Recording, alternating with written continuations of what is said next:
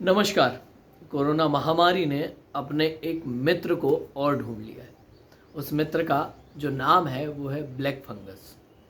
ये जो black fungal है, ये क्या है, कैसे आता है और ये हमारे शरीर को नुकसान क्यों पहुंचा रहा है या उन लोगों को अधिकतर नुकसान क्यों पहुंचा रहा है जो कोरोना से जीत कर आ चुके हैं। तो ये मैं अपनी जानकारी के अनुसार, मुझे जितना पता है या मैंने जितना पढ़ा है अभी, उसके अनुसार आपको बताने का प्रयास करूँगा कि ब्लैक फंगल जो है वो हमारे आसपास पहले से ही मौजूद है।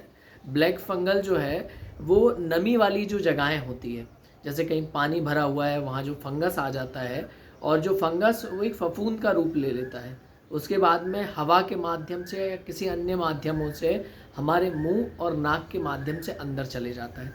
अब रही बात ये कि ये कहाँ कहाँ होता है, तो आपके जो गमले हैं पौधों के, उनमें ब्लैक फंगस हो सकता है।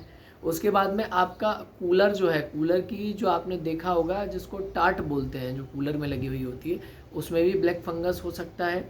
साथ ही साथ जो नमी वाले स्थान, अगर आपके घर के आसपास छतों पर कहीं पानी भर रहा है, वहाँ पर ये ब्लैक फंगस हो सकता है। ये ब्लैक फंगस ऑलरेडी हमारे समाज में या हमारे साथ पहले से मौजूद है, पर ये हमको उतना नुकसान नहीं पहुंचाता था। आज ये ब्लैक फंगस हमको इतना नुकसान क्यों पहुंचा रहा है? क्योंकि कोरोना महामारी में जैसे ही व्यक्ति की इम्यूनिटी डाउन होती है या व्यक्ति जैसे ही हल्का सा बुखार, सर्दी जुकाम हो रहा है, वो कहीं ना कहीं किसी प्रकार की दवाइयाँ ले रहा है, और वे दवाइयाँ जो है वे हाई एंटीबायोटिक है और हैवी डोज होता है। उस हैवी डोज के कारण जो होता है कि हम अपनी इम्यूनिटी को एकदम बूस्टअप करते हैं, और जो हैवी डोज की दवाइयाँ हैं उनका जो सबसे बड़ा साइड इफ़ेक्ट होता है, उसके कारण ये जो ब्लैक फंगस होता है ये हमारे शरीर में जाने के बाद ज़्यादा पावरफुल हो जाता है, और उन दवाइयों का जो असर होता है, उन दवाइयों का असर तो अपनी जगह पर होता है, ब्लैक फंगस जाके हमारी इम्यूनिटी को डाउन करने लगता है। तो वहीं जब महामारी में सरकार कोरोना से तो लड़ी रही थी, आज वो ब्लैक फंगस से लड़ने की तैयारी करके बैठी हुई है। तो ब्लैक फंगस से हमको कैसे बचना है, आज हमारे समाज को ये सीख लेना चाहिए कि आप जिस स्थान पर रह रहे हैं उसकी बार बार सफाई करें। आपके गमलों में आप देखें अगर किसी भी तरह का फंगस आ रहा है तो उसमें आप फंगीसाइड का उपयोग करके उस फंगस को ख़त्म कर सकते हैं। अगर आपको फंगीसाइड नहीं मिलता है तो आप गोबर के जो उपले होते हैं या कंडे होते हैं उसको जलाएं, उसकी जो राख होती है उसको आप गमलों में डाल देंगे तो उससे ब्लैक फंगस पूरी तरह से ख़त्म हो जाएगा, क्योंकि जो राख होती है वो फंगीसाइड, एंटी फंगीसाइड का काम करती है। अब रह गई बात ये कि कोरोना के जो मरीज़ हैं उनको किस तरह से, क्योंकि उनको ऑक्सीजन लगातार दिया जा रहा है, और बहुत सारी जगहों पर या बहुत सारे हॉस्पिटलों में जो है वो ऑक्सीजन की सिंगल लाइन होती है, उसी से वो बहुत सारी लाइनों को विभाजित कर देते हैं, उसके माध्यम से वो आपको ऑक्सीजन देते हैं।